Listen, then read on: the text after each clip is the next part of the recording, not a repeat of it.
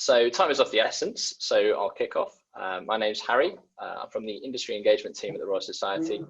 I'll be moderating the 4 amazing entrepreneurs we have on the panel today. So first off is James Otter. He's one of the RSEIRs in Southampton. He specialises in turning around small bioscience companies. He's had a corporate career in international management with Zeneca Agrochemicals, now Syngenta, and before that worked with NGOs in Nepal and Africa. He has an MBA from INSEAD and a natural science degree from Cambridge. James, if you'd like to say hello and give a wave.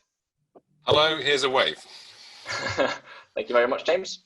Lucinda Gardyne is the founder of Genius Foods, the UK's leading gluten-free bakery, and is a Royal Society entrepreneur in residence at the School of Physics and Astronomy at the University of Edinburgh.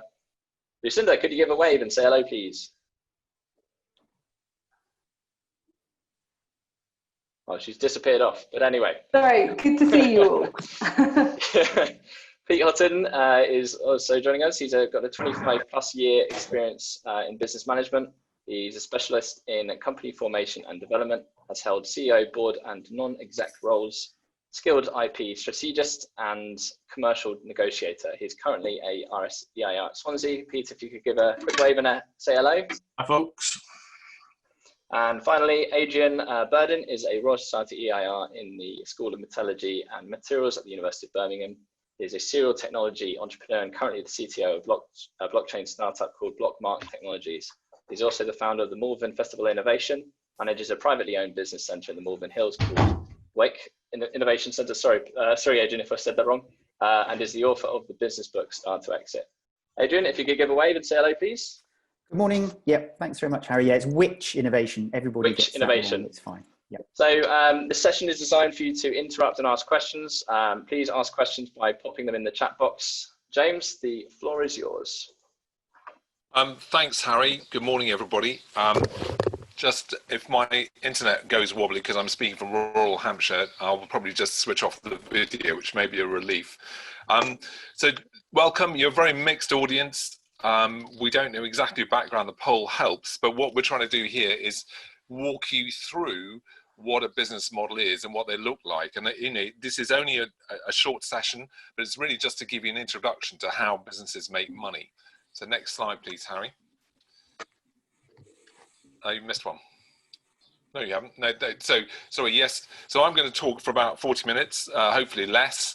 Lucinda's going to talk about scale. And then Pete and Adrian are going to go through other business models, and Harry, as he said, will do the questions. I'm going to go through at a fair pace, but this is a fairly soft course in the sense there's no hard things, it's more conceptual. Next slide, please. So what is a business model? You do meet these rather obnoxious consultants who make a big thing about business models, but actually it's very simple. It's actually how a business makes money. And I'm not going to go into business school academic kind of discussions around whether it's strategy or models, but I'm really just going to go through today, just give you an overview of how businesses make money. And they're all around you. And it's really just to give you an idea of what you can see around you and learn from what you can see going on in the commercial world. Next slide, please, Harry. So it's the core, I mean, again, it's a kind of, I'm just going to change my screen. It's a business model is the core foundation of business. It enables the business to make money, give the business direction, competitive advantage, sustainability, all these good things. It's not fixed. A lot of businesses get locked into a business model and they get stuck. But the best businesses are kind of almost paranoid in their desire to change and adapt all the time. And you will come across a phrase called pivot, which is terribly trendy at the moment. I think Pete is going to talk about that, about businesses that have tried something, didn't work, and if they just keep going, they're not going to get anywhere, and they have to switch. That's normally changing market conditions.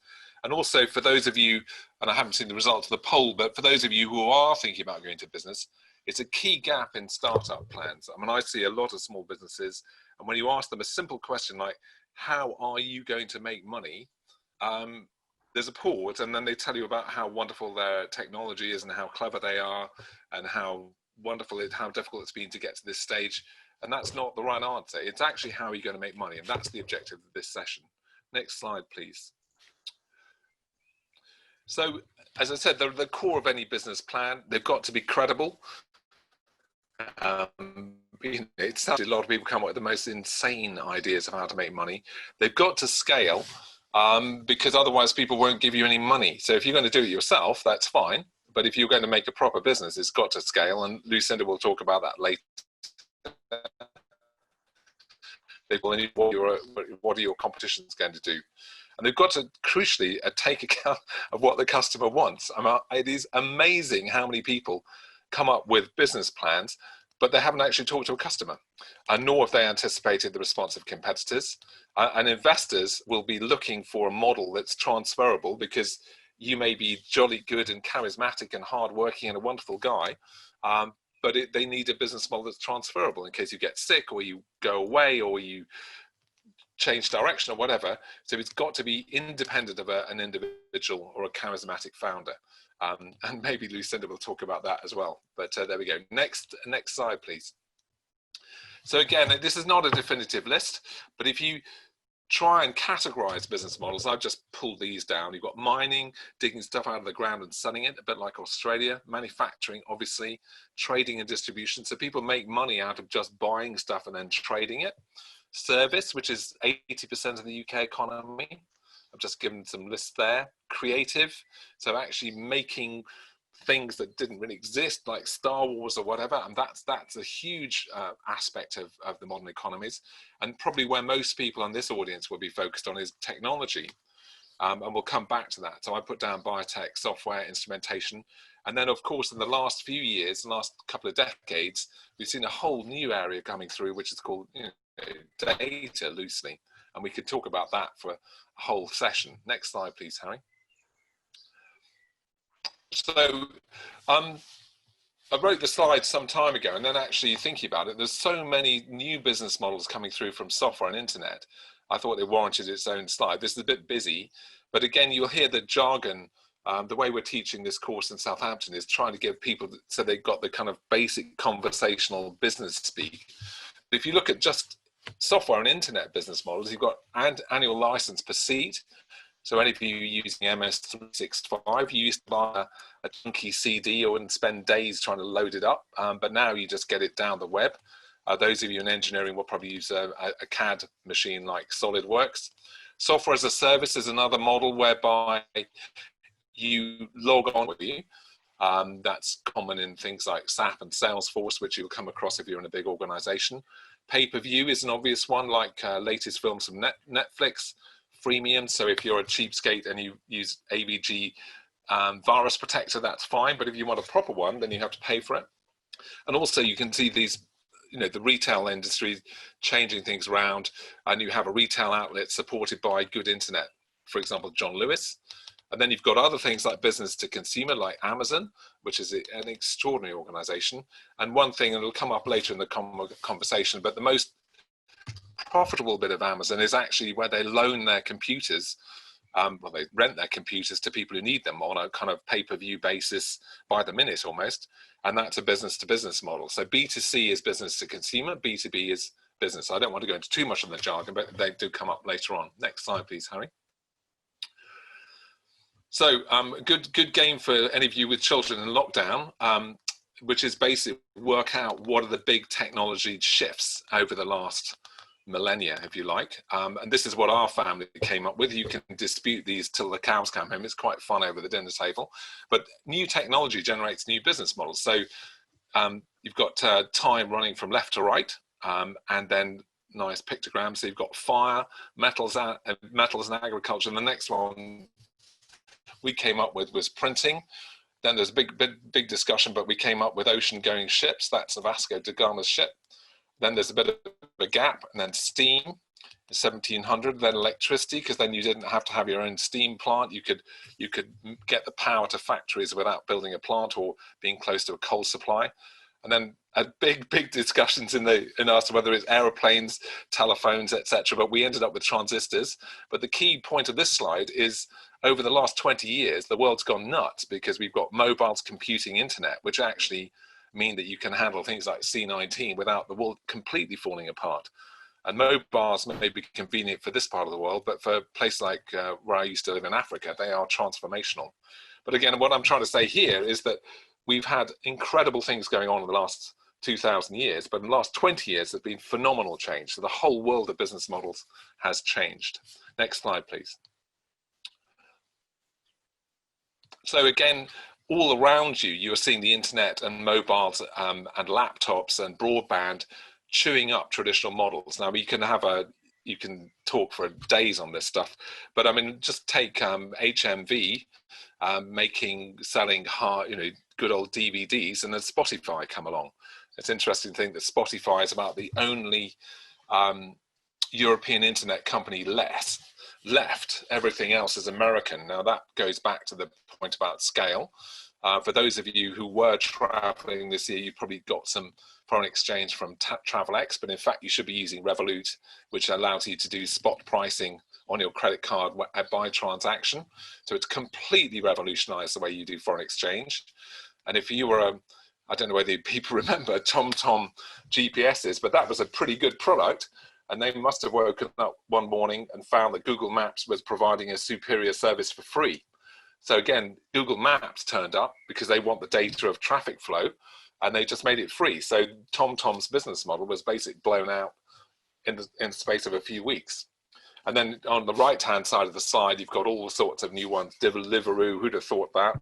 Expedia, Amazon we talked about. Babylon, for some of you may know, is a digital health service. But primarily that's driven by data rather than making people better. Octopus Energy, which I know well because I work with them, they are transforming the way people buy energy, mainly because it's all done on a mobile rather than some clunky call center. And then there's, of course, ARM chips, which is as a model designing chips for every mobile phone. But I mean, this is the kind of thing where all around you, these business models are changing almost by the day. Next slide, please, Harry. And this is probably my favorite slide, pulled off Google Images. This is, for those of you buyer side, don't forget the transformation genetics. This is a log scale and Moore's law, which you all know about. And this is DNA sequencing against Moore's law. So to sequence 1 megabyte, $10 million in 2001, and now it's virtually free. I mean, it is quite extraordinary. This, next slide, please, Harry. And this in turn has led to new business models based on DNA. So for those of you who've had your genes tested, you can go to 23andMe or Ancestry.com. That business model wouldn't have existed 10 years ago. For the pharma people amongst you, cancer gene therapy is a huge growing market, which was just unimaginable even 10 years ago. When I was at ICI Zeneca, we were grappling with GM crops, Roundup Ready soybeans, which you may or may not like, but 95% of the world's soybeans and corn plants are now Roundup Ready, or they're owned by Monsanto. And then Oxitec, for those of you near Oxford, they make GM mosquitoes for dengue fever control. So these business models would not have existed 10 years ago. Next slide, please.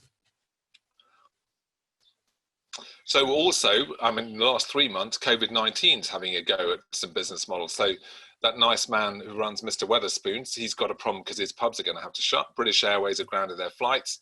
I'm getting a bit edgy here and saying the Russell Group chalk and talk model is under threat.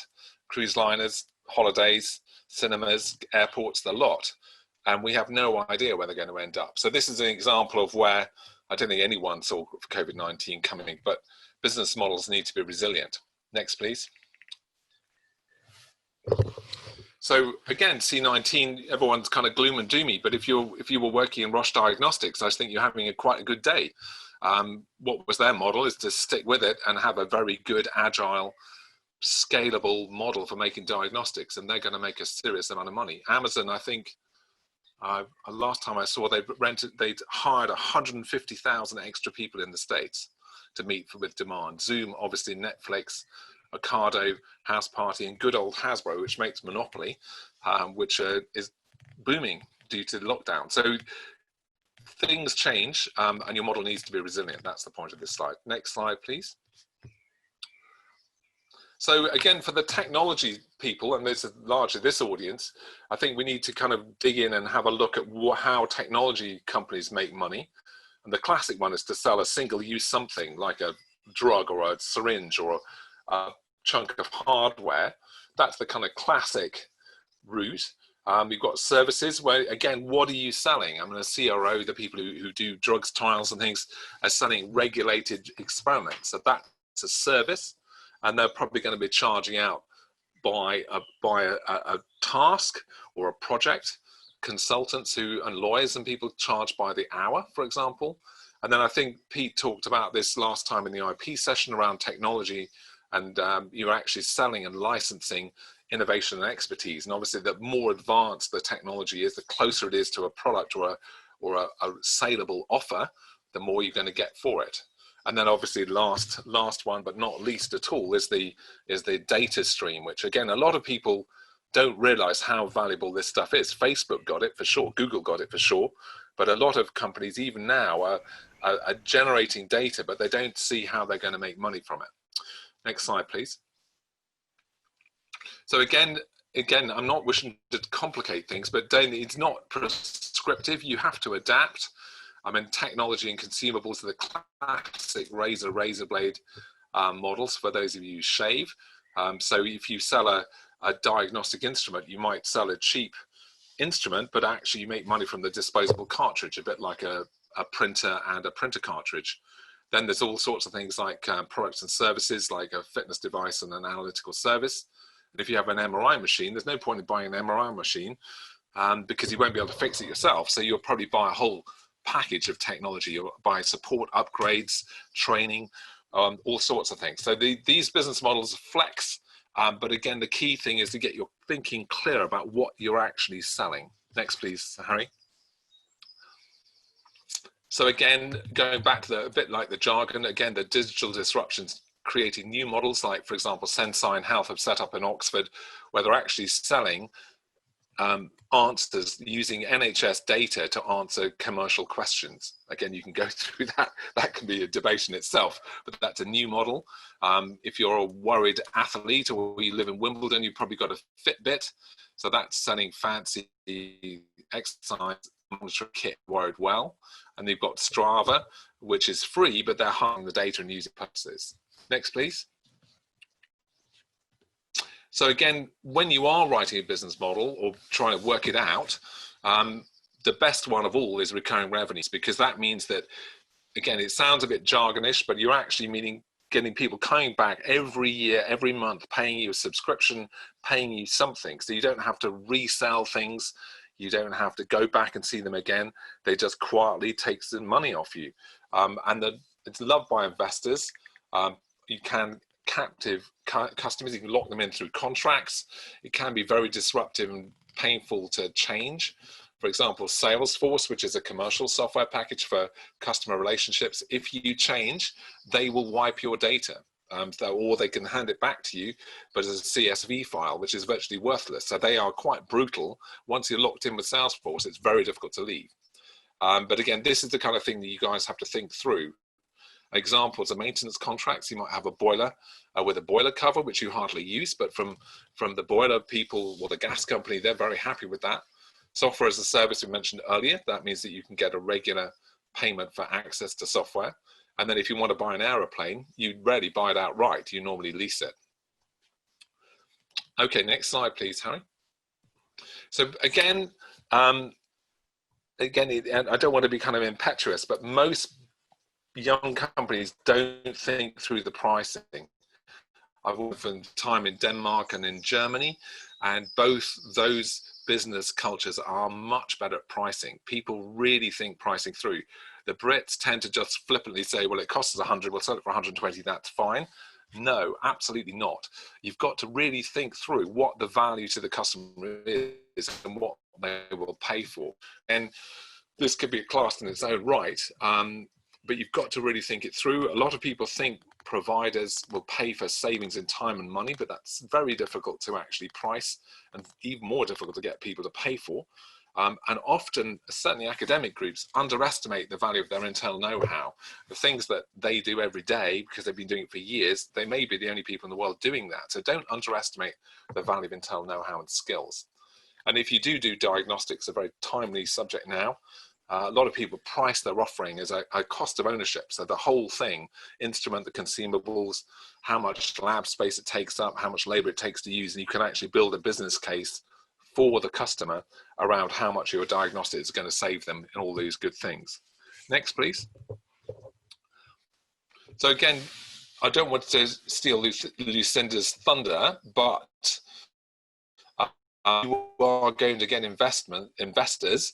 They need to, every business model must anticipate growth. And some companies really get stuck on this because they have through, I mean, for example, McDonald's, few people realize they're actually a franchise. So McDonald's don't own the restaurants, but they will tax the users of them for their brand, for their skills, for the expertise, for the training, for the technology. That's how they do it.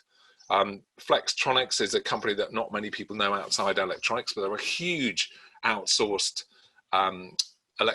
electronics manufacturer. So if you have acute design, their business model is that they will make it at volume for you. That's what they do. You hardly see them because they will be hiding behind your brand, your final thing, but the actual circuit boards and stuff are going to be made by Flextronics.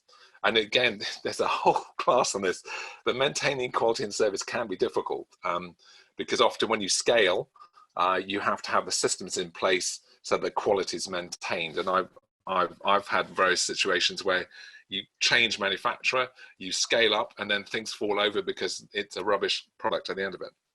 Next question, next slide, please, sir. We do actually have a question, James. So do you have any thoughts on how travel business models hit by COVID-19 will adapt? In a word, no. I'm just glad I'm not in the travel business. I think it's a really good question because, you know, travel involves meeting new people. Travel involves sitting on a plane, train, bus. No, I think they'll just have to wait until the chance of infection are reduced. I've no idea. I think the air travel, as I said, I think it's existential for some of the airlines. And I think air travel, the prices will go up. I mean, the idea of flying around Europe for 20 quid is nuts. It used to be 300 quid. It'll go back to that. I've no idea, Harry. Can I say that? I've said it. You can say that. That's fine. Thank you. So again, for those of you, I don't know the poll, but I don't know how many of you are going to set up your own business. But I mean, it's not like you suddenly kind of come out from the mountain with a tablet of stone called your business model. It's a really iterative process. I mean, I don't think I've got time today, but I did one where a business model, we had to change the business model. It took us 2 years because we really had to think it through. We had to experiment, we had to try, we had to kind of fire first, aim later, talk to customers. But these are the kind of questions that when you are a small company, you need to have answered because your investors are going to ask them. So, you know, what are you actually selling? It sounds trivial, but if you ask that of a small company, often they fall over. They don't know. And who is your customer? Who is actually going to buy it? Who's going to pay for it? Who's going to use it? Often these are different people. You know, what's their offer worth to them? I kind of mentioned that before. How will they pay? How can you keep them? Because, you know, having one customer is easy, but you've got to retain them. Otherwise, you have to do the whole thing again.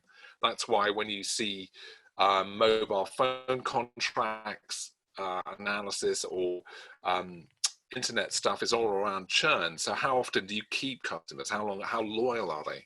How will the competitors respond? I mean, poor old TomTom, you know, Google Maps turned up and they were gone. Scale we talked about, what can you learn from history? There's often things going on. You can see mistakes of the past, you can learn from them. I mean, you know, have you talked to a customer? Amazing how many people write plans and they've never talked to a customer. Well, you have to pick up the phone, you have to go in the old days, you jump on a plane, but nowadays you're going to have to pick up a phone. But that way it's much, again, this will probably, we'll go into more detail on this on the business plans. Next one, Harry, please.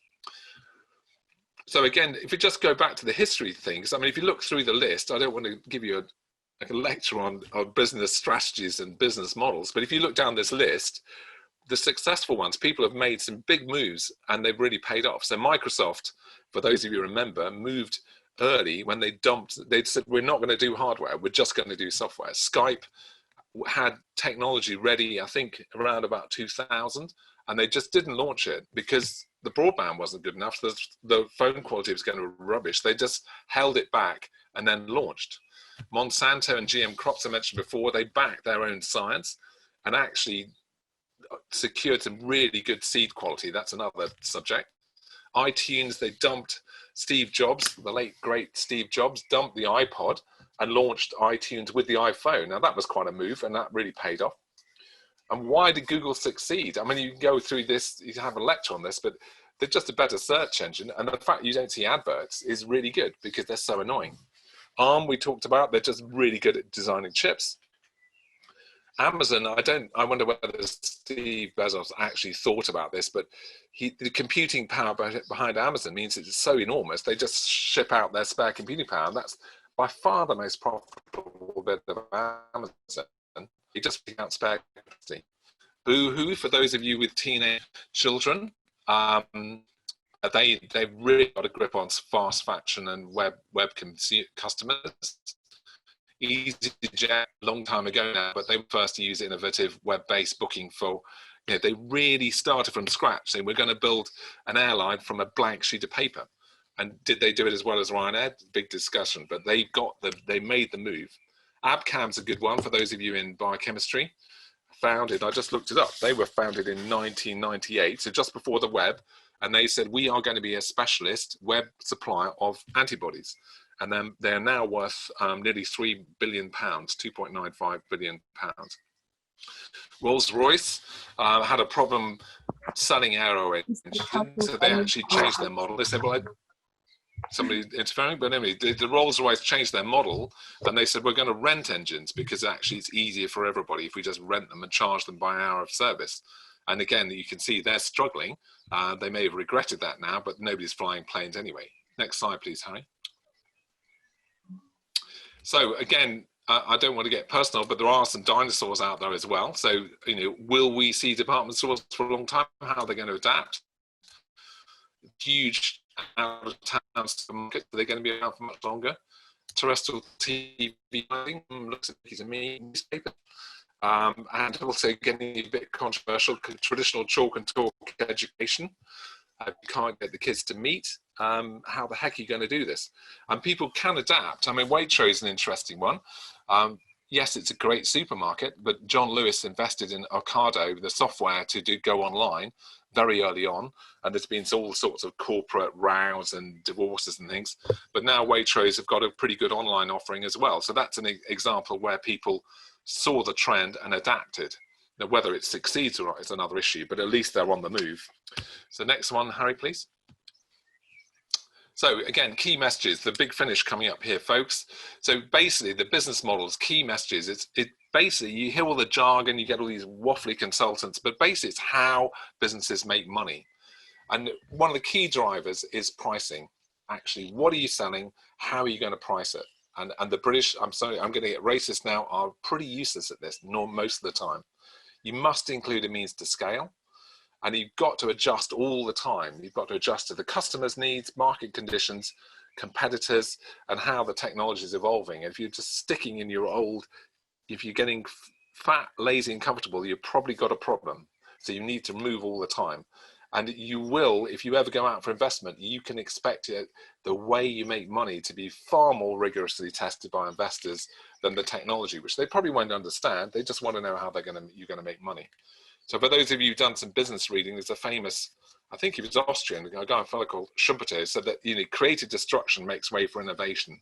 And that's what it's all about. So this is the dynamism of the market, and this is where business models need to be adjusted all the time. Next one, Harry, please. So last slide. So this, for those of you who know your Dutch art, this is from the golden age of Dutch art, 1630, Peter Clyte. I did that wrong, but there we go. And this is an absolute business model. Even with mobiles, internet, broadband, and now COVID-19, you're going to see amazing changes of how people make money.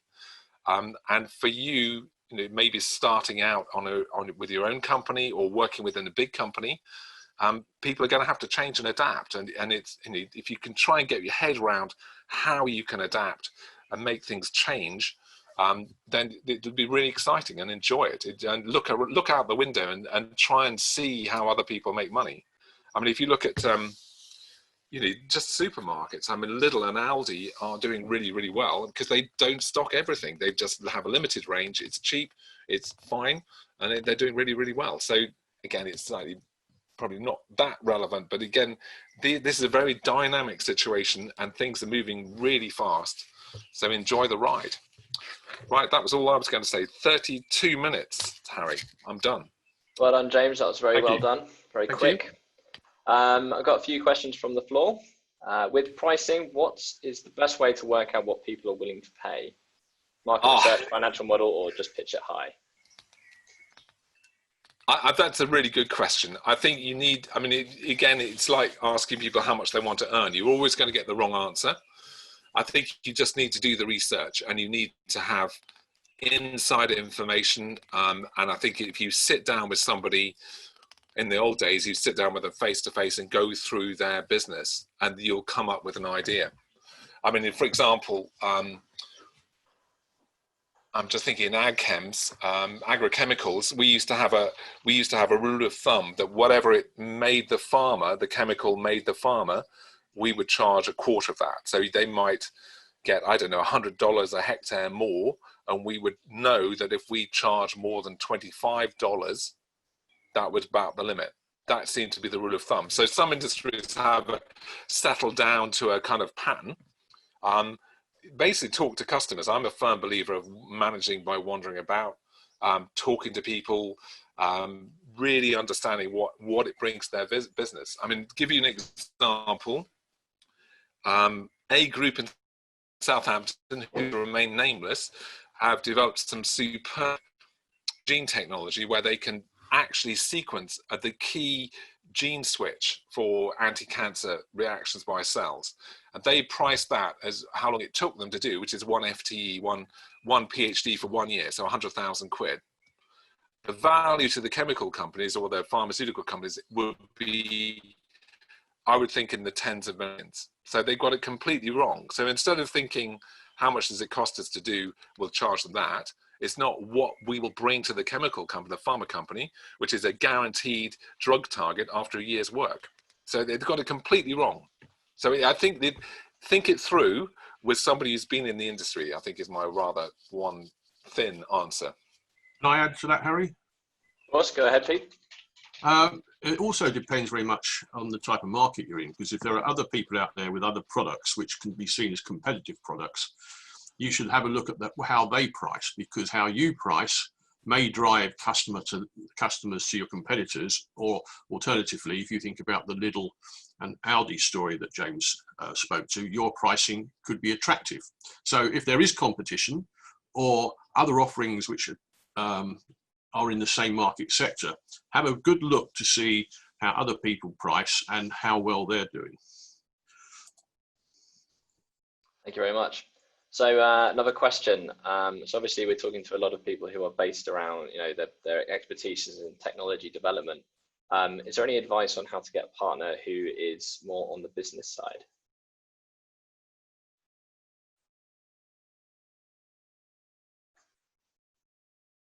I think it's you've got to be somebody you trust.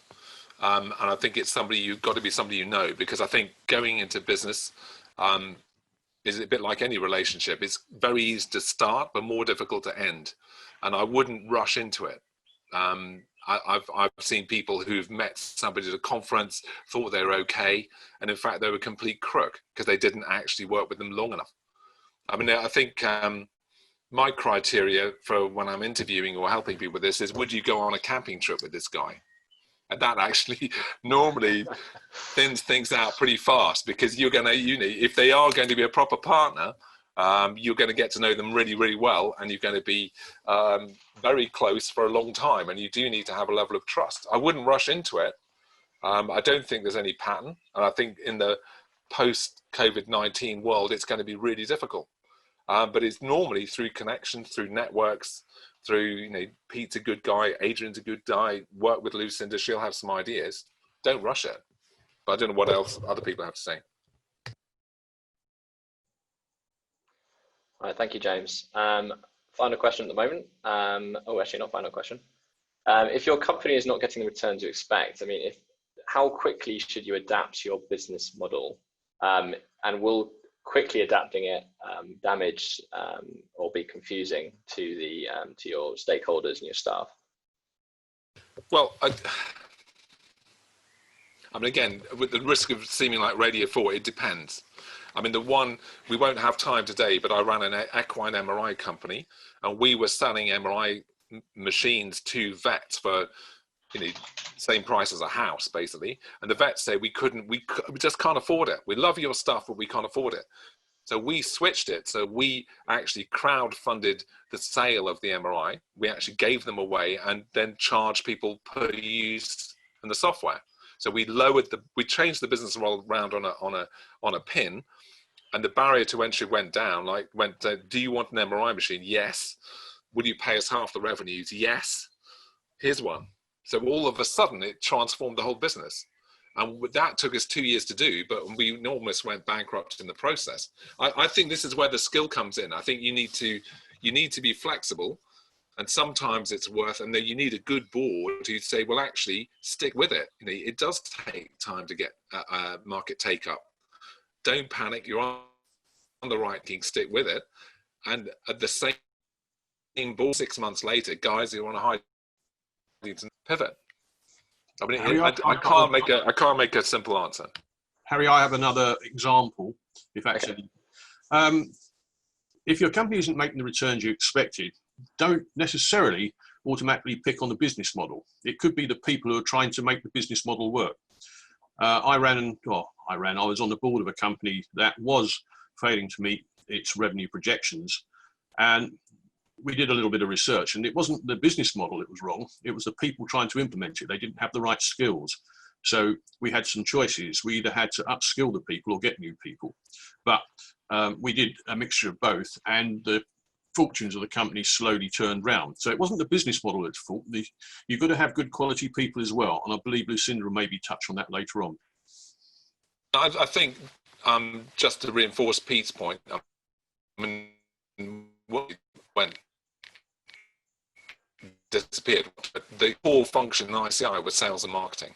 Technology is fantastic, but unless you had the right people in front of the customer, then it wasn't going to work. And occasionally you meet CEOs who go, oh, I don't do selling, or I leave the business stuff to the other guys. And that is normally, for me, it's a complete red flag. A CEO has to be in front of customers and has to be comfortable with them, because then he or she will pick up the shift, the needs, as Pete said, and they will be at ease with the customers, and they will pick up the information. But maybe I'm a bit old school. Thanks, James. I think I know the answer to this one, but how would you find out how your competitors price if their offering is not transparent, but rather inquiry-based? What's the answer, Harry? I pretend to be a customer and inquire. Or what? Yeah, I mean, basically, you have to cheat. I mean, you normally have spies, and how much does an aeroplane cost? You'll never know. How much does a drug cost for the NHS? You never know. You have to have spies. As simple as that. You have to use skullduggery. I wouldn't say illegal stuff, but you have to go under the radar. And sometimes for procurement or whatever, it is normally public. But again, you have to be creative. You have to get, as he said, you've got to get the right people in the right place, and they'll find out for you. Thank you very much. So I don't think we've got any more questions coming in. So James, you've actually kept very well to time, so congratulations. We're now going to have a quick 5-minute break. So coming back at 10:47. In the meantime, I've got another very fun poll. I'll just put this on the screen. I'll see you in 5 minutes. Thank you all. We've actually come to the end of the break now. So we're going to kick off with the next section, which is going to be looking at some mini topics. Or mini case studies. I should say. So the next one will be covered by Lucinda, and she'll be talking about how to create a successful scale up. Hello, so really good to be here this morning. I'm going to just give you a little bit of background around Genius Foods. So if we could move to the second slide, please, Harry, thank you. So Genius Foods manufactures and exports products globally, and we employ over 300 people. Our current business is a very different entity to the business I started in my home kitchen in 2006, when I developed a mainstream style gluten-free bread for my gluten intolerant son. And after 3 years of process developing and scaling my recipe, I raised investment and recruited a team to launch Genius Bread across the UK in 2009. Since then, Genius has scaled significantly, overcoming and learning from many serious challenges. We certainly haven't done it in the textbook way at all. And this learning process has enabled us to continue scaling the business over a decade later as we expand distribution both in the UK and overseas. And in the following slides, I'll be sharing some of the elements that must be considered as you model your business to scale from an unstable startup into a resilient, sustainable and profitable organisation, because surely that is what you're trying to achieve. So onto the next slide, please. So you'll see from this chart that the launch of Genius gluten-free bread really was quite a challenging start for our business. And the reason being that our fresh gluten-free bread meant a return to sandwiches, packed lunches and picnics for people with celiac disease, wheat allergies, gluten intolerance. And a lot of these people had not tasted fresh bread for decades, or actually even ever before. So the demand was enormous. As you can see from this chart showing the sales volumes, the demand for the bread in the first year was astronomical. And we were struggling to keep up with the demand as we lacked knowledge around optimal ingredient specifications, process parameters. We struggled to create a proud and passionate culture in the bakery too, because it wasn't actually our bakery. We were licensing manufacture to someone else. So basically, in short, we weren't prepared. We were not prepared to scale at that speed. And pretty much immediately, we set about designing a new automated line to scale production, not knowing what process would be most suitable for our unique and complex formulations. And resolving our production challenges while firefighting was by no means ideal. And it's taken us actually a decade to create a sustainable business where firefighting is no longer the daily norm. In fact, I'm pleased to say that we are now in a completely settled state, and the business is flying, which is fantastic. So on to the next slide, please. So really, in short, instilling resilience, efficiency and order through processes and great people with the skills, which has been talked about already this morning, and discipline to follow them has been essential to remain our brand leading position. So those are really important as you plan to scale, is getting those elements right. On to the next slide, please. And when scaling a business, there are a number of things to think through when you're building your business model that takes the risks and the rewards in account in equal measure. Think through every scenario that could compromise your business, such as the quality of your offering, your customer service, your business strategy, the values your business holds dear, and ultimately could derail your mission and vision while you scale. It's no use having a product or service in high demand if you don't have the team, the business systems, the infrastructure in place to provide the capability and capacity required to supply them competitively and consistently. On to the next slide, please. So a fast-growing company with inappropriate capacity and capability will stumble or possibly fail with the following common scale-up scenarios. If you have increased orders, but there isn't a system to support those orders will fall through the cracks, resulting in poor service levels.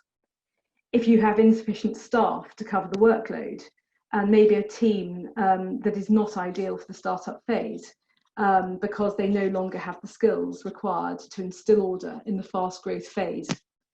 If you have poor internal communication, and this can happen when the team grows fast, failure to cascade important information and business news to the whole team can lead to poor management practices and a really stressed workforce, and we've been there. Firefighting occurs, and it's a sure sign a business is not in control of its growth process or its strategy. It might be that you have insufficient manufacturing or delivery capacity too, and a stressed supply chain if you don't plan it properly. Start planning how best to increase this capacity a year ahead at least. always look a year ahead, because it's amazing how long it takes to put all of these things in place and implement them efficiently. Functional silos can also occur when simple manual business processes that seem to work at the beginning become the bottleneck to meeting demand. So, you know, if things were done by hand at the beginning, it's going to be very slow. It's going to hold the business back. These scenarios, individually or collectively, can lead to disappointed customers who may disengage and not return, and that opens the way for the competitor. The gap in the market has been proven, and there'll be many other people who are trying to jump into that spot if you don't do it properly. On to the next slide, please. So look at your business processes in all functions to analyse what works well, where the bottlenecks sit. Then agree how to remove the barriers that restrict your capacity and capability to grow. Model what your business needs now, in 6 months, in a year, and then up to 5 years to grow successfully. Obviously, life changes month by month, but try and have a 5-year plan to understand where the business is going, to agree what the vision looks like. Be realistic regarding the funding required to pay for systems, processes, and technology that enable your business to function smoothly with increased demand for your products and services. Be realistic regarding the funding you're going to require for a talented team to keep things flowing and supporting expansion. How will you increase sales successfully, for example? If your sales double overnight, do you have the team and the systems to handle the new orders? Do you have enough customer service staff to deal with the increase in inquiries and feedback? All of these things do need to be thought through if you're going to please your customers day in, day out. The space for that team and for producing the offering also needs to be thought through. Do you have enough office space? Do you have enough manufacturing space if that's what you're planning to do? You can share the load with reputable partners. You may decide to remain asset light if you're in manufacturing by outsourcing that manufacturing to third parties. Or you might decide that you want to actually take on manufacturing and become assets heavy. Both have huge risks, and there are pros and cons to both scenarios. So for us at Genius, to scale successfully, we decided to acquire our manufacturing facility that we'd been licensing for the first 4 years of business, because we wanted to be in control of our innovation and our product quality. So literally our company expanded in February 2013 overnight from a product development and marketing business with 20 staff in an office in Edinburgh to a manufacturing business with 600 employees. And I can tell you, we were so relieved, believe it or not, to be in control of manufacturing, to control pace of innovation and product quality. But be aware that equipment lead times, we needed new equipment and take a very, very long time to put in place. And I have to say, it's also very, very difficult bedding down process efficiency and changing a culture too. It's hard to scale successfully if the team are not on the bus. That's another thing to think through. If you acquire a business to scale at pace, make sure you've got a team on the bus. And if they're not, then it's best to think through who you should retain and who you should let go very quickly. Also, make sure you understand your materials and the resilience of your supply chain. It's useful to have more than one supplier for critical materials, and make sure you do not rely on only a few customers. Losing a supplier or customer you rely on heavily may put your scaling business at huge risk. Don't put all your eggs in one basket. We actually, for example, had to shut a bakery on the back of losing our main customer in the Netherlands in 2016. The team have to, that it was a really terrible thing. We had to let go many staff on the back of just one customer saying, sorry, we don't want your product anymore. So just make sure you always have a backup plan. And also make sure you allow for the immense marketing effort required to win business with customers and to build awareness among consumers. So next slide, please, last one. Quick question for you, Lucinda. Yes. Sorry. There's a question on managing culture in the business. Yes. What was your experience with changing culture? So I know you just mentioned a couple, but how did you kind of keep control of the culture within the business?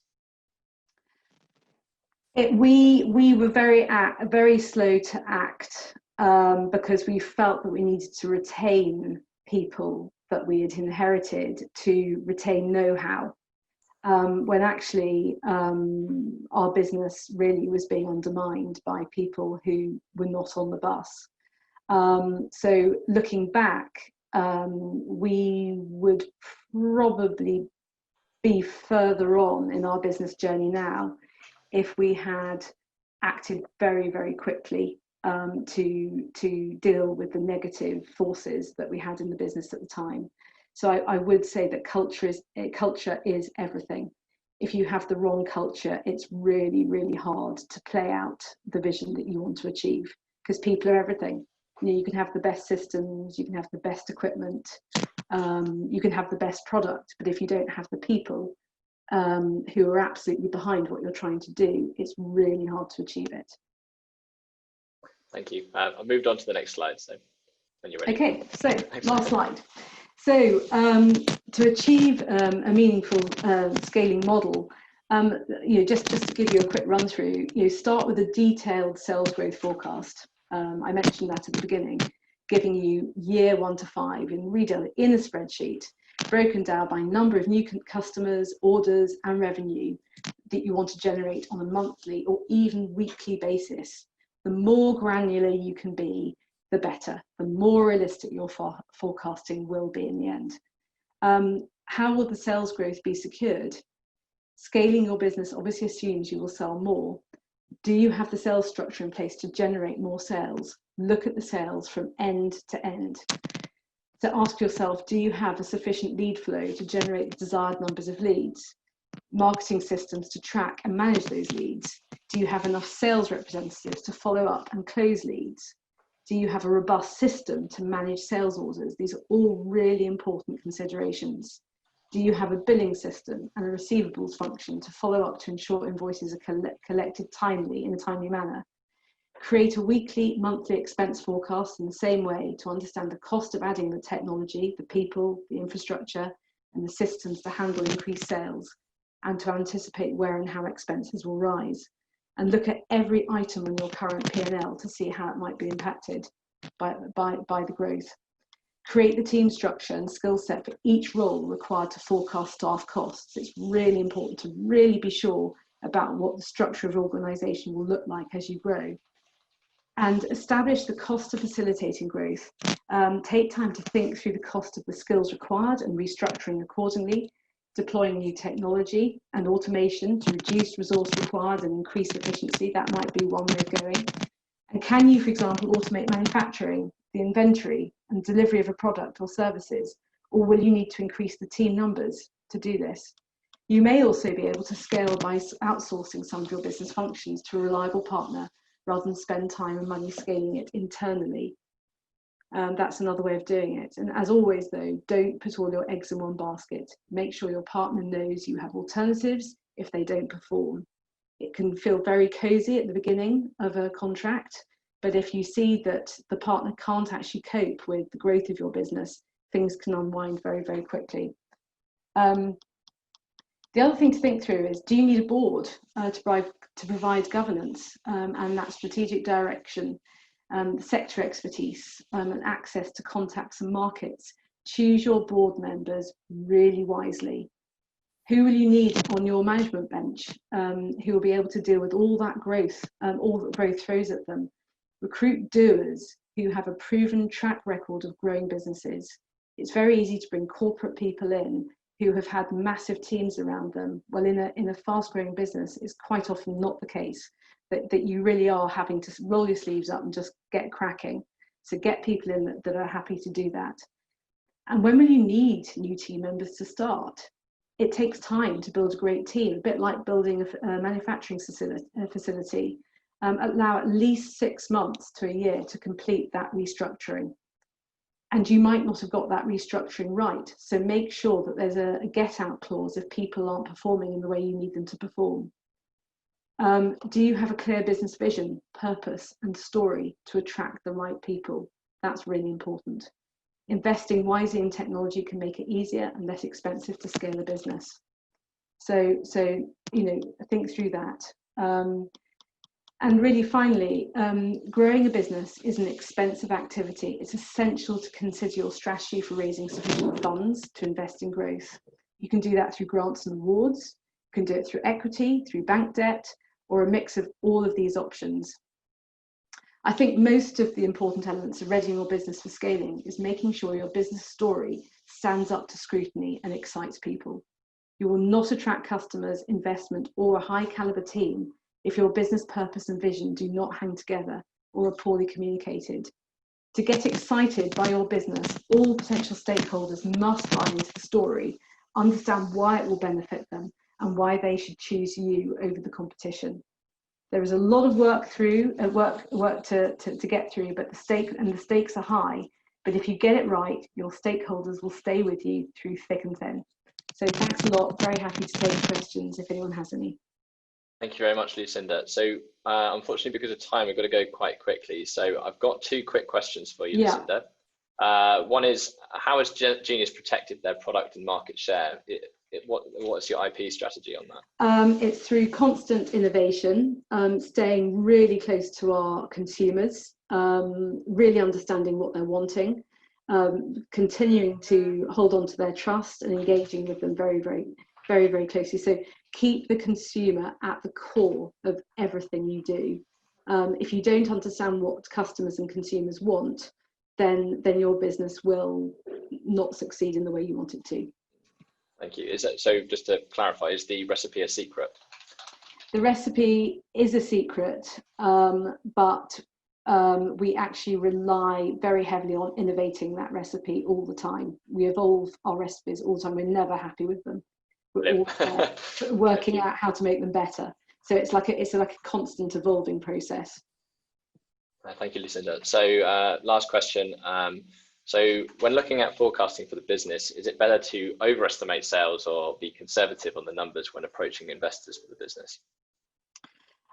It's good to have maybe 3 different scenarios. So you give a realistic scenario, you give, well, maybe 2. So you give a realistic scenario and you give a stretch scenario. You can also think through the risks and things that might hold the business back, which might impact the growth. So you can also give, well, if this happens, then our growth might be this. And the more information and the more scenarios that you can communicate to investors, the better, quite frankly, because it shows that you've really, really worked hard at understanding how best to grow your business and what might hold it back. Quick comment on that, Harry.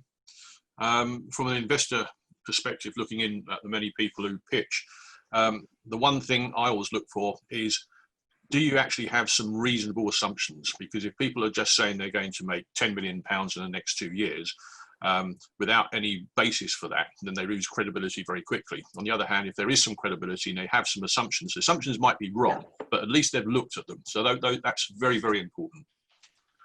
It is. Thank you, Pete.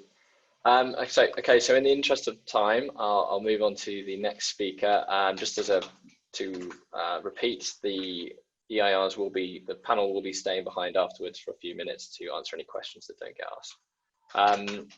So the next speaker is Pete Hotten. I'll just put up his slides. He will be talking about through his case study, which is that the correct one? Yeah.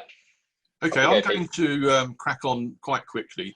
As you've heard already, business models, scaling, are actually simple in concept, but can be complex and intricate to really think through all the different variables that shape these things to make them work. So what I've done is I am crunching through that, and I'm actually going to be talking to a very simplified and slightly modified real case example. And the point I'm going to make here is data, choices, analysis, and understand your market. So company A, real company, invested significant money in developing a fantastic technology that could coat surfaces, a very, very thin coating. It's a nanoscale coating, and it made the thing that you coated water repellent or liquid repellent. Now, the first pivot that this company made, and it actually took them quite a while, it took them maybe 4 or 5 years, was to actually pin down what their key market was that they were going for. Because this technology, you could coat loads of different things, whether it was made out of metal, whether it was electronic circuits, whether it was cloth, whether it was glass, didn't matter. You could coat all sorts of different things, but you had to tweak the technology a little bit. And so they thought, wow, this is a platform technology. And they started trying to attract customers from a whole range of different industries.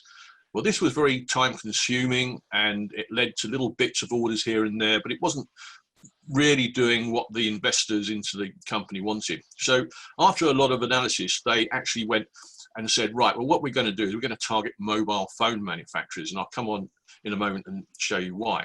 But very quickly, the key to their business was that they created this very clever reaction chamber into which you put the things you wanted coated, you switch on the reaction chamber, the magic happened. A couple of hours later, you switched it off and you got out your water repellent or liquid repellent product. You haven't harmed the product. If it's electronics, electronics still worked. If it had other qualities, all those qualities were retained. The only good thing that you've added was this liquid repellent piece. So next slide, please. Right, why did they choose the mobile phone market? Because at the time, and this is before 2018, that market was growing very, very quickly. And you can actually have a look there at some of the numbers of units of devices sold. We're talking in 2019, now 2020, about 1.4 billion new devices sold into the market every year. That is a lot of devices. That is a big market. When you also look at the shape of the market, there are basically three major players. There's some more coming along now. So there wasn't that huge diversity of customers. So that cut down who you needed to talk to and developing the relationship. It cut down the focus on how exactly are we going to develop this technology and those magic reaction chambers, because you're now really focusing on a high volume market, which theoretically should be very lucrative if they want your technology. And water repellents and dust protection in mobile phones was actually something that was really appreciated both by the manufacturers and the customers. So if we can move on to the next slide, please. So what was the business model choice? Now I'm going to cut through a lot of the different aspects of how you choose what the business model is, and I'm going to actually give you the two major choices which this company came up with. They had to debate. Should we actually make these high capacity reaction chambers and sell them to the mobile phone manufacturers? So they simply sell these magic chambers, maybe with a service contract, with the idea that they're also going to be renewed once every 3 years, a sort of depreciation model. Or should we actually make these high capacity chambers? We'll maintain ownership, but we'll place them within the manufacturing facilities and just charge on a basis of per coated device. So these are both business to business type business models. You remember the various jargon, B2C, B2B, SaaS type of business models that James talked to. These are examples of B2B. And I'm just going to leave a question hanging here, and the answer will come out in a moment or two. Well, what else could they have thought of? I mean, these are the two models they actually thought of, but they're thinking, stop there. Were there other models that they should have considered? Whatever the decision made, a good board or a good process will take into account what is the data we have, what's our market intelligence, and what is the art of the possible. I mean, for example, would mobile phone manufacturers actually want a third-party machine within their manufacturing facilities? What might be possible? And this is where you need that team of people that Lucinda was talking about to go out and talk to the customers, the BD guys, business development people, the marketing people, to actually find out what it is the customer really wants or would be appreciative of. So next slide, please. So now the data I'm presenting here is not the real data for the company, but it actually makes the point. And the real data is obviously due under confidentiality and what have you. So, but making the point, here's some relevant data that you as a management team have got. Your reaction chamber can process 5,000 mobile phones in 2 hours. The BD guys have come back and said that these manufacturers, they're not really sure about this. They need to be convinced, and they're not going to pay you more than £50,000 for one of these reaction chambers. However, they will take service contracts, and they do understand that there's a depreciation time about every 3 years for these things. Oh, and by the way, they said that the maximum royalty they'll pay per device is 2p, 0.02 pounds. Why? Because they did not believe that the feature of water repellent on a mobile phone was actually going to command a really high premium in the high street where the end user was going to buy the phone. So we did a little bit more checking, and true enough, it was at the stage of the mobile phone cycle where consumers were really buying on price and features, and the top features they were really looking at was security, and that may be something that Adrian can touch on later, but here it was under-screen ultrasonics, looking at fingerprint security or possibly face recognition. People are really interested in the camera capability of these phones, and they're also interested in the quality of the screen technology, be it LCD, OLED or others. However, water and dust proofing was beginning to be considered as a standard requirement at the high-end phones. That is, it wasn't a huge differentiation feature in the high-end mobile phone. So then you can do the maths on those figures that I've just presented, and I'm not going to talk you through all of that, simply to say that if you actually look at 50,000 for a machine that lasts for 3 years, plus £5,000 a year for a service contract, and compare that to, if you did it on a royalty basis, £80,000 per year. So the choice was Model 2 on basis of that kind of information. It was exactly the choice the company made. The numbers were slightly different, but the rationale was exactly the same. So next slide, please. Right, so I asked the question, had they missed something? Well, have a think about this. A significant number of mobile phones which are on sale are budget models. They're not necessarily the high-end model. And these budget models don't necessarily have this water and dust proofing as a standard feature. So the question they could have asked was, what would an individual consumer pay to have a budget phone water and dust proof? So they did a little bit of market research, and they found out that if you were to charge an individual, maybe £2 per device would be an attractive price point. So the effective royalty per device at £2 is actually 100 times greater than the manufacturers were willing to pay for having the reaction chamber installed as part of the manufacturing process. Well, that's an interesting point. So is there a B2C business model, a business to consumer? So could you set up small capacity reaction chambers placed in retail premises in the high street? It's a niche that some competitors actually recognize and had begun to emerge. And so this has really jogged the minds of the people in company A. And a little bit of maths here. So if I was running a same day service with a machine with a capacity of 500 phones per day, generating, that would generate £1,000 per day. If I was operating for 200 days a year, that's £200,000 per annum per machine. And compare that to the previous model that they chose, which was 80,000. This looks very, very attractive. So my hanging question to you is, did they adopt it? Next slide, please. So what did they do? I hope you answer that question very quickly.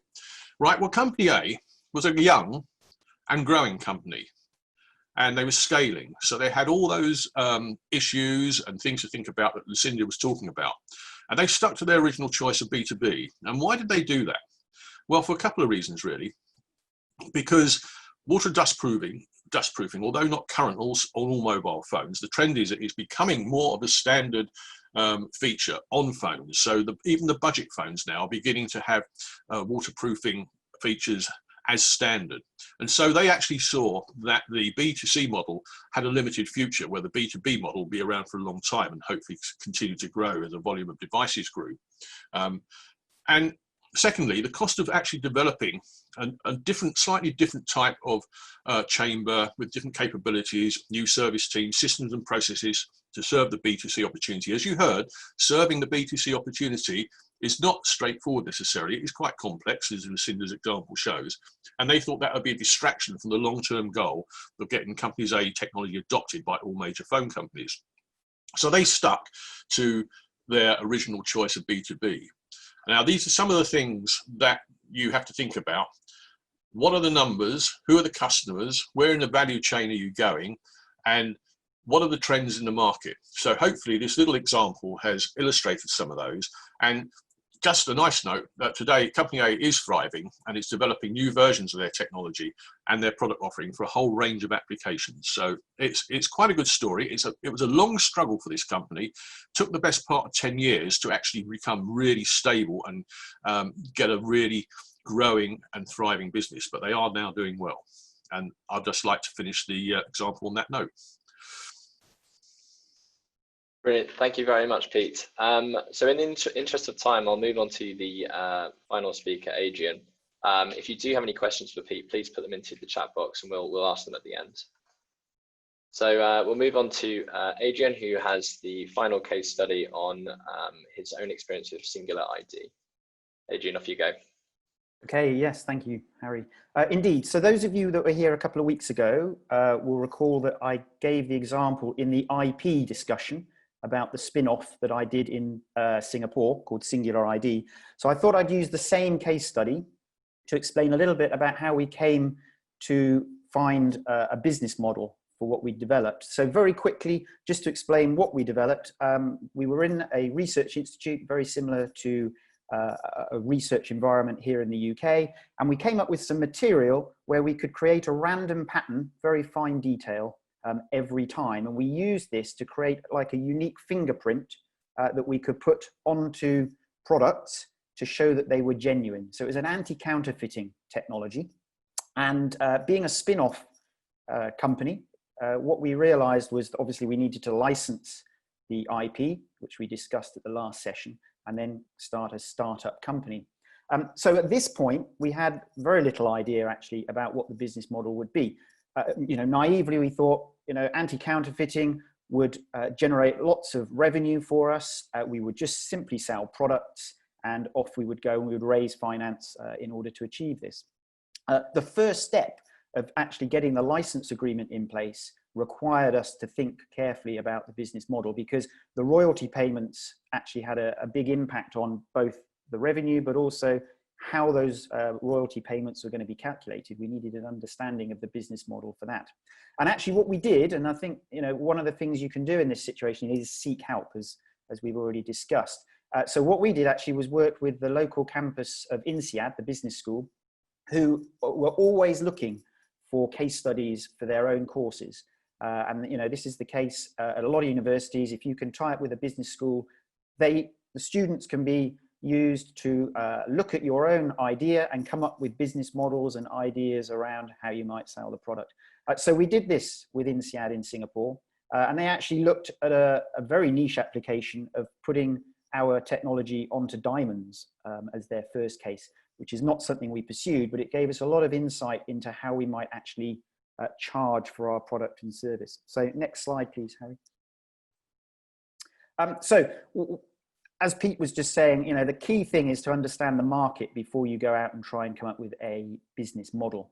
Now, the anti-counterfeiting market, the headline rate is that there's a huge amount of counterfeiting going on in the world. And back then when we were doing this, about 5 to 7% of all world trade was in counterfeit goods. So that meant there was an enormous market opportunity in theory.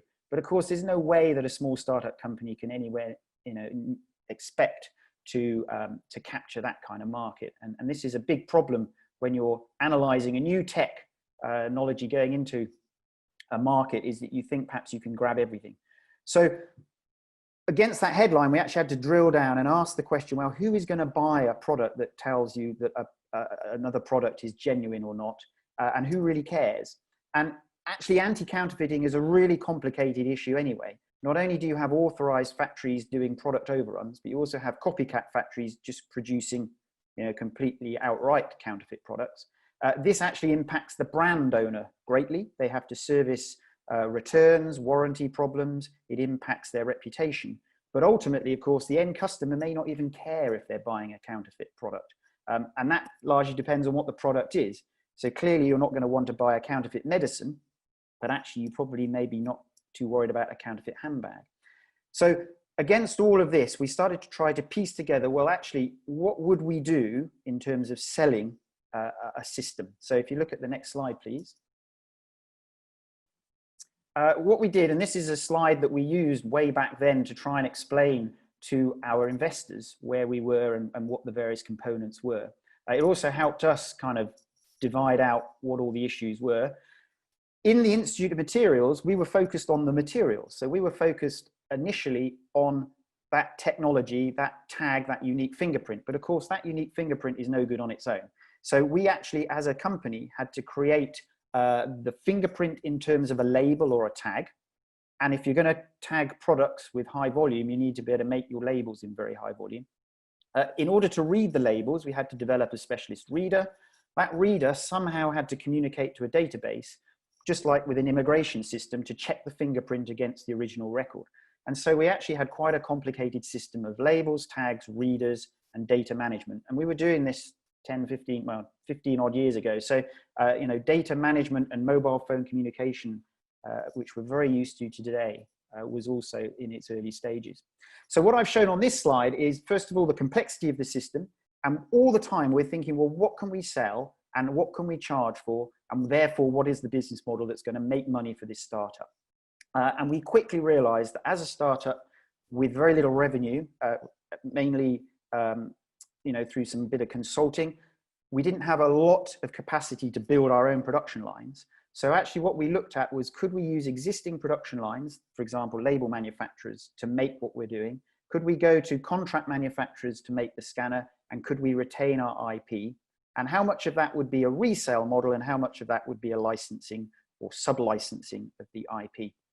And all the time that we're thinking about this, we've also got to think, well, how do we get the product into the hands of the customer? And who is the customer? Is it the brand owner or is it the end user who's buying the product in the shop? So next slide, please, Harry. So this is actually the last slide. And what I'm showing here is actually our first customer. And again, I talked a little bit about this in the previous session. We actually started tagging labeling air conditioning compressors, and it's in the public domain. Sandon Corporation, a big manufacturer of air conditioning compressors for cars, they were suffering from counterfeit products, and they came to us very early on in our startup timeline. And so we really had to quickly consolidate on what our business model was going to be. And we realized very early on that actually the labels, the consumables that we were manufacturing, were a bit more than just a consumable. They were actually a smart label because they had data attached to it. In other words, the unique fingerprint that was embedded in the label had data on a database that lasted, you know, for the length of time that that product was in use. And so we started to realize that actually this was a smart label with a database component behind the scenes. So it wasn't just a case of selling labels. We actually could do better than that. But selling labels was no good if you couldn't read them. And so we actually had to create these reader kits, in which you can see one pictured there. It was actually a handheld reader with a mobile phone. The mobile phone was a complication because these things were changing very quickly, even back then. We would preload the software on the phone. And of course, the phones would quite quickly go out of date and there'd be new models. So as a business model, we had to kind of resell the phone, but keep the stock as low as possible so that we could keep up to date with the phones as they were changing. And then I think the key with the business model was actually what we were selling was a service for authentication. So the labels and the readers were necessary, but the data that was being held was the bit that actually had the value. And because we were holding data, there was a way of using analytics to get more value out of the data as more and more of these products were being protected. So in the end, the selected business model, which again was refined over time and of course had to be refined as we actually started to tackle different markets, but with this particular one, what we did is we charged an upfront fee to actually integrate the technology into their production lines because they had to modify some of their printers. They had to make sure that the new style of label, the slightly larger label, was going to work and not interfere with that kind of fast production that people in the automotive industry will be familiar with. And that was really useful because by getting some upfront payment, that actually eased the cash flow. But then what we did is we sold labels and readers on a kind of per unit basis. But because data was being retained, we could actually sell a subscription-based service on top of that based on how much data was being retained each year in the database and being looked at.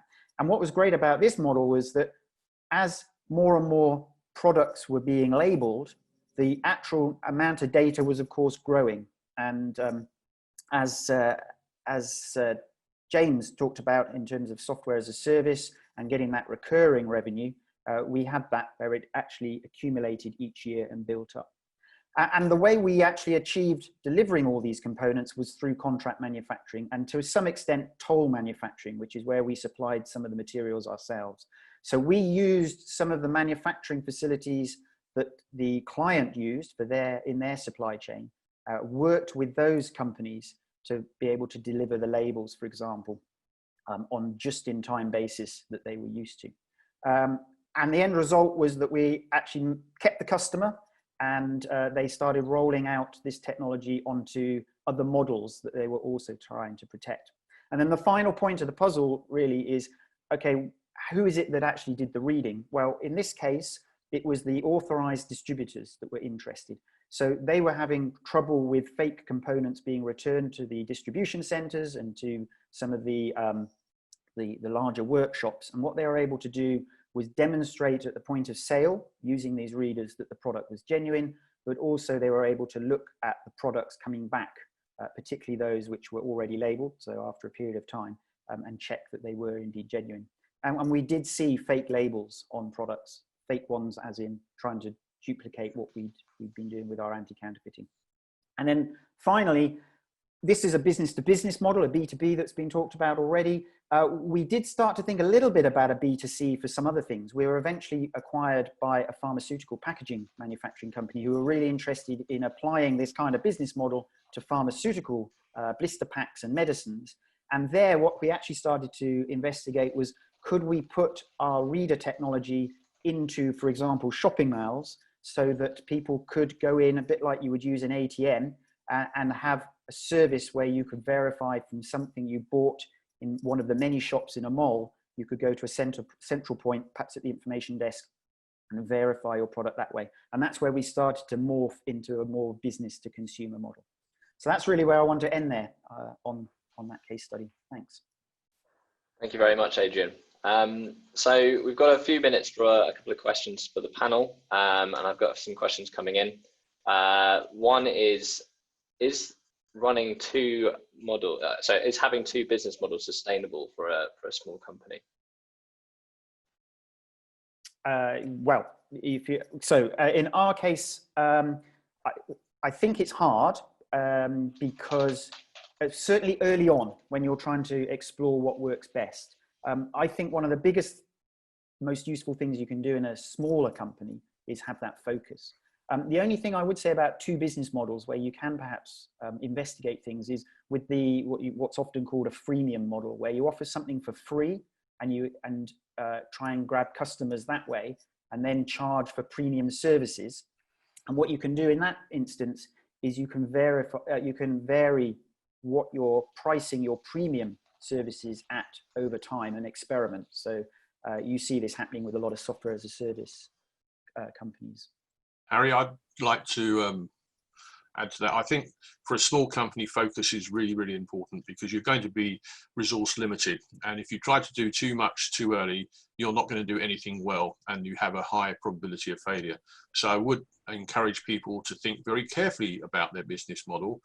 What is one which is sustainable, and really focus on that. Build your skills, build your brand, and then when you're actually a little bit more financially robust, then you can actually think about slight diversification. So I would urge young companies to focus. Just to endorse what Peter and Adrian are saying, complexity is really an enormous challenge for a small business, an under-resourced small business. Keep things as simple as you can. Chase the high size of prize opportunities and shed everything else if you can. Thank you. So for startups, what is the most cost-effective method of understanding what the customer wants? Could I start, Harry? Please do. Well, there's no substitute whatever for actually first defining and identifying who you believe your customer is. Now, that actually sounds easy, but it's not always easy, because sometimes when you go out and talk to those people, you find that they're not really the customer is someone else you hadn't really thought of. But when you've actually identified your customer base, there's no substitute for going out and talking to them. And that really, other than having product out there on a test basis, there's no other real way of actually finding out what your customer wants. And sometimes customers are not always open. You've got to be very careful in how you discuss things, because what you're looking for often is what is their pain, what is the thing they need to be solved. And not all customers like to tell you about the things which they find awkward. So you've really got to figure out what is their pain, how can you solve that, and in what way can you deliver that solution. I think the other thing to add to that is it's very important to stay ahead of the market. So keep abreast of consumer trends, customer trends, because the market changes. So be ready for the market changing, and that way you remain competitive. Thank you. Harry, I think. Sorry. Go ahead, James.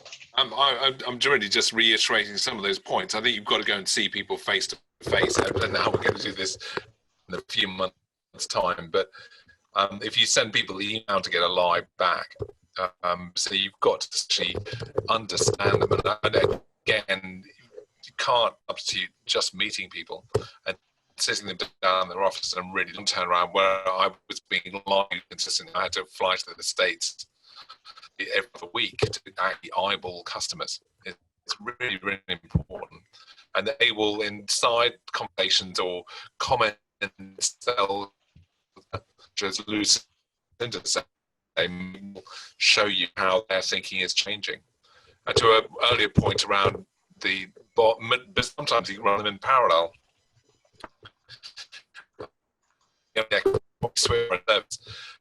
But some institutions like you buy things outright, so we put the prices up, and every now and then we get a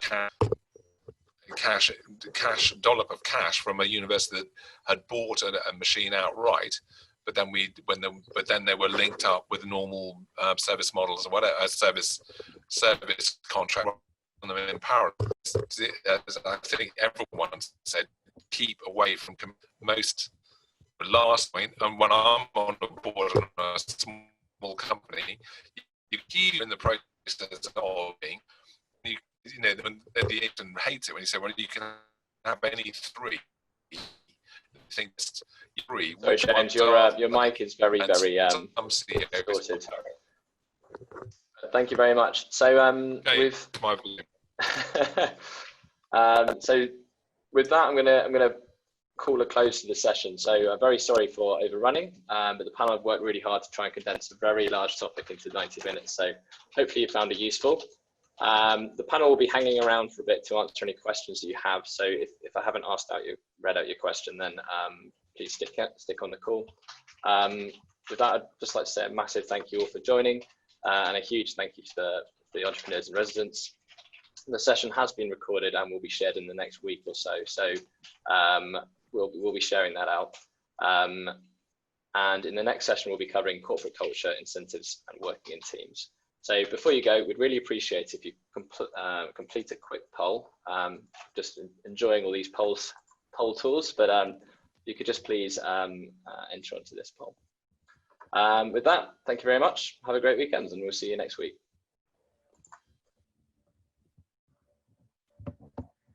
So Pete, I've actually got a question for you and the rest of the panel.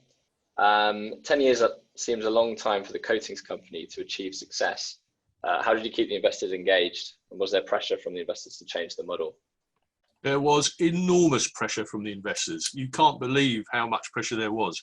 It caused a lot of problems. Well, when I say a lot of problems, it caused a lot of issues with who we had on the board, the governance structure, whether people were performing or not, who actually had the power in the company. So you have to look very carefully when you're starting a company about your shareholder base. If you are a technology company and you're very reliant on third-party investment, if those investors or an investor gets a shareholding, let's just say as an example, of 75%, then they can make that company do pretty much what they want it to do. And that really can disincentivize some of the staff or some of the founders. So there are a lot of pressures, but we got through those pressures. We identified investors who were sympathetic to the issues, and they actually backed, I would say, the management team in its second incarnation. The first management team largely disbanded, and a new management team was put in. But yeah, there were a lot of pressures. But what you have to do, and I think some of the things that Lucinda talked about, because this was all about not doubting the technology. Everyone knew the technology was really good. It was actually getting the business model right and getting the revenue through the door. And you just needed the people who understood the vision, who believed in the vision, and were willing to knuckle down and really tackle the problems face on. Because one of the things I've seen in too many boards that I've been sitting on is there is an elephant in the room which people just ignore.